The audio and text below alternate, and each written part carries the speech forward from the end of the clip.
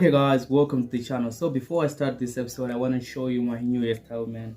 It's crazy, so my barber man is good. So after showing you my hairstyle, I have to go on to the chart. So you can actually see that this is a V101S chart, right? And it's on the daily time frame. So what we always do first is, before we apply any indicator or anything on the charts, we mark out our swing points, right? So I'm doing this on the daily time frame, right? Because I'm taking it as my directional bias time frame, right?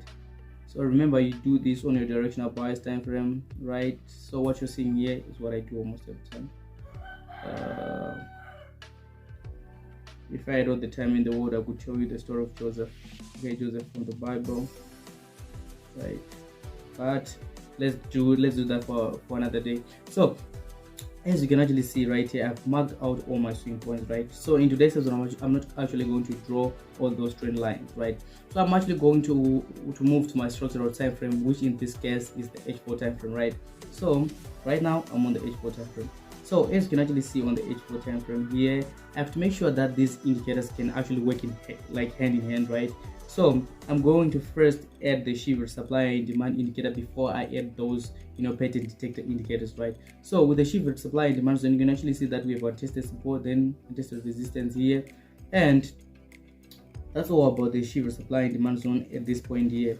And you can actually see, as I started on the previous video, if you check it, I anticipated for the market to move down here, right? So the other confirmation that I got at this point is that we won our level 3 and we had this M here. So, and you can actually see that we have got an order block here that was mitigated by this move, right? And now that I've got 2 or more confirmations, I have to add those indicators, right? So let me put this indicator called the pattern recognition indicator, right?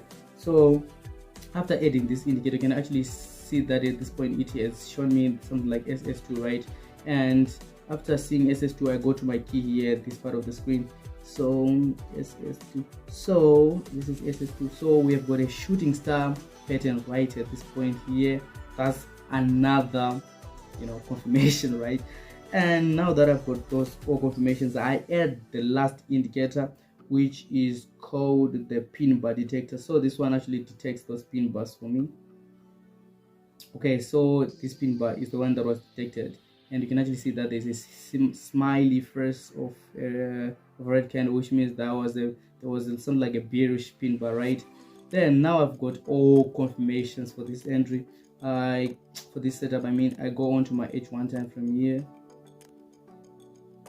Then on my H1 time frame, I anticipate something like price to come, because remember we started from the day 1 time frame, which was our direction bias. Then the H4 was the structure. Then I'm using the H1 as my entry because I want to use the proper risk reward ratio. I actually ended this one, okay guys, I want to be realistic. So if it takes me out, I won't mind. And my TP was around this zone. This one is going to hit my TP. If it doesn't, I'll cry. But it doesn't matter, I'm risking what I can afford to lose. So after waiting for this M here, I took this sell at this point here. I don't know what is actually happened. I added on my phone, right? So I'll show you that. So you can actually see that after this clear go down. So this is all about these kind of indicators, guys. I think you can actually add them as your source of confirmation, additional confirmation, or whatever. And I think it's actually going to help you. Don't forget to hit the subscribe button, comment like you should.